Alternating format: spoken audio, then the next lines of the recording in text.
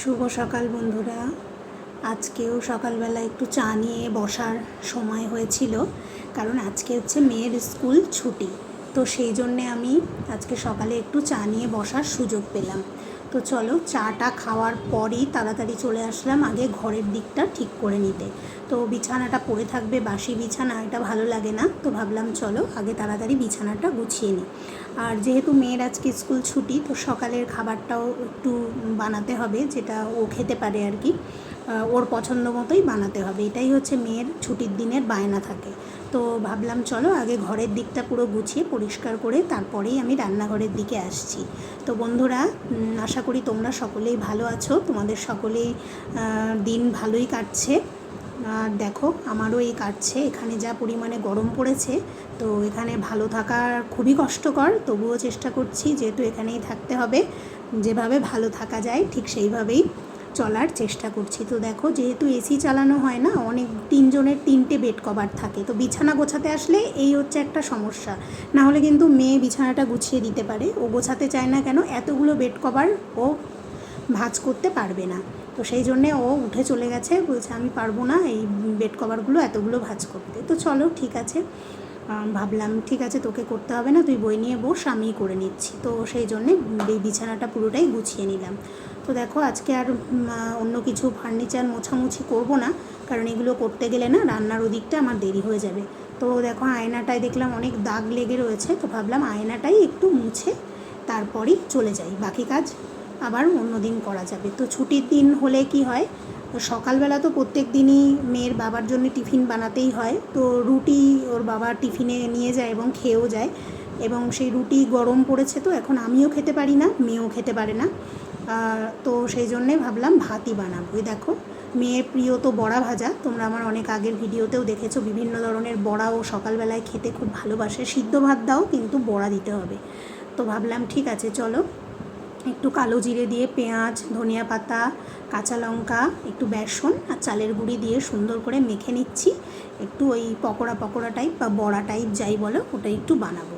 তো সেই জন্যে সেটাই রেডি করে নিচ্ছি। ভাতটা না আমি বসিয়ে দিয়েই গেছিলাম, তো ভাতটা হয়ে গেছে। তো ভাবলাম চলো এবার বড়াটা বানিয়ে নিয়েই গরম গরম একদম খেতে বসে যাব, মানে মেয়েকেও দিয়ে দেবো, আমিও একটু ভাত খেয়ে নেব। তো দেখো, সেরকমই বড়াগুলো ভেজে নিচ্ছি। আর বিভিন্ন ধরনের বড়া মানে বানিয়ে থাকি, বেশিরভাগটাই একটু ডাল ভিজিয়ে রাখি, ডাল দিয়েই বানানো হয়।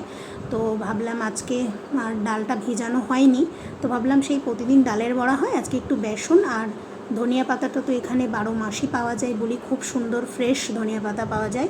এমন নয় যে গরমের বলে ভালো সেন্ট থাকবে না, এমনটা কিন্তু নয় বন্ধুরা, খুবই সুন্দর গন্ধ আর খেতেও খুব সুন্দর। তাই ভাবলাম যে মানে ওর বাবা সেদিন ফ্রেশ একদম ধনিয়া পাতা এনেছে, তো আমি ফ্রিজে খুব সুন্দর করে রেখে দিই, অনেক দিন যায়, সেই জন্যে ছিল, ভাবলাম এটা দিয়ে আজকে বড়াটা বানানো যাবে। তো দেখো, বলতে বলতে এখানে আজকে কাঁচা পেঁপে ছিল ঘরে, কাঁচা পেঁপে আর আলুটা সিদ্ধ দিয়েছিলাম, যেহেতু কাঁচা পেঁপে অনেক দিন পর পর এখানে পাওয়া যায়, তো ছিল বলে ভাবলাম চলো একটু কাঁচা পেঁপে সিদ্ধ দিয়েই খাওয়া যাবে। তো সেই জন্যে, আর কাঁচা পেঁপেটা তো জানো গরমে পেটের জন্যে কত ভালো, তো সেই জন্যেই ওটা সিদ্ধ দিয়েছিলাম।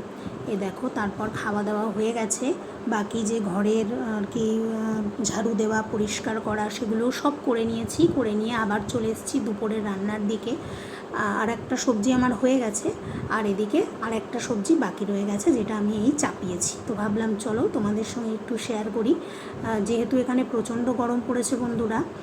রবিবারে তো মাংস খাওয়া হয়েছিল, তো সেই জন্যে ভাবলাম চলো আজকে একটু নর্মাল খাবার রান্না করা যাক। আর সেই জন্যেই আজকে করছি ওই পটল আলু, ঠিক নিরামিষ বলবো না, পেঁয়াজ দিয়েছি, পেঁয়াজ আদা জিরে এগুলো দিয়ে আর গোটা গরম মশলা ফোড়ন দিয়ে একটা মাখা মাখা মতো একটা তরকারি করা হয় সবজি, যেটা কিন্তু খেতে খুবই ভালো লাগে, আমাদের তো খুব ভালো লাগে, সেই জন্য আমরা এটা প্রায়শই বানিয়ে থাকি। মানে কি বলো তো, আমরা যেভাবে পটল চিংড়ি বানাই না, ঠিক সেইভাবেই কষে কষে করি, শুধু রসুনটা আমি দিই না, আর বাকি সব কিছুই এর মধ্যে দিই। তো পটলটা আগেই ভেজে নিয়েছি, আলুগুলো এবার দিয়ে এই মশলার সাথে আলুটা কষিয়ে নিলেই গলে যাবে, আলুগুলো এমনি ভালোই আছে। তো বন্ধুরা যেটা বলছিলাম, এখানে জানো তো মানে গুজরাটে এরা কিন্তু পেঁয়াজ রসুন এগুলোকে কিন্তু ওরা আমিষ মানে না। পেঁয়াজ রসুন এগুলো ওদের কাছে সবই নিরামিষ। ওদের কাছে হচ্ছে কোনো প্রাণীকে মেরে খাবো না, এটাই হচ্ছে ব্যাপার। বাকি সমস্ত, কারণ ওরা বলে পেঁয়াজ আর রসুন তো উদ্ভিদ, ওরা তো মানে সবজি, অন্য সবজির মতোই ওদের কাছে এটা। আবার আমরা যেটা মুসুরির ডালটাকে আমিষ মানি, ওরাও কিন্তু সেটা মানে না। তো ভালো লাগে এগুলো শুনে বেশ, কিন্তু এটার কিন্তু একটা লজিক আছে। বাকি কি সেটা বলতে পারবো না, তবে ওই যে আমরা যেটা মেনে এসেছি ছোটো থেকে আমরা সেটাই করি।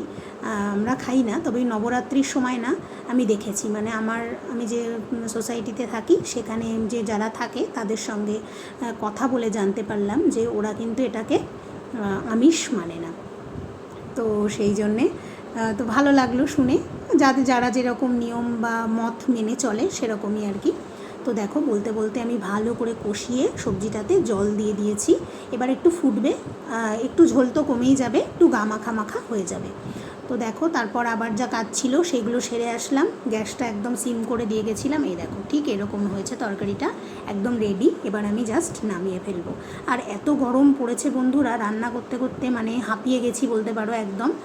মানে মুখ টুক দেখলেই বুঝতে পারছো, ঘাম মুছে মুছে কী অবস্থা। এত গরম পড়েছে, আজকে 43 টেম্পারেচার। তো ভাবলাম খুব সুন্দর এখানে আখের গুড় পাওয়া যায়, তো আমরা গুড়টা না একটু বেশি খাই চিনির থেকে। তো মেয়ে বললো মা একটু জল বানাবে, তো ভাবলাম হ্যাঁ আমারও তো গরম লেগেছে, তাই একটু গুড় দিয়ে লেবু দিয়ে জল বানিয়েছি। দেখো কালারটা কি সুন্দর হয়েছে জলের। তো ভাবলাম চলো এক গ্লাস খেয়ে নিই, এখনও ঘরটা মুছতে হবে আর কিচেনটা পরিষ্কার করলেই আমার কাজ শেষ হয়ে যাবে। তো তারপর দেখো স্নান করে ফিরে এসেছি, এসে তোমাদের রান্নাগুলো একটু দেখিয়ে দিই। আর একটা সবজি করেছিলাম, সেটা হচ্ছে উচ্ছে আলু দিয়ে একদম শুকনো শুকনো করে পেঁয়াজ দিয়ে কাঁচা লঙ্কা দিয়ে একটা সবজি, এটা খুবই ভালো লাগে। আর এই যে পটল তরকারিটার লুক। তো আজকের ভিডিওটা ভালো লাগলে অবশ্যই লাইক শেয়ার কমেন্ট করবে এবং পাশে থাকবে, চ্যানেলটাকে সাবস্ক্রাইব করবে। আর এই দেখো আমের চাটনি, যেটা কালকের ছিল। তো চলো টাটা।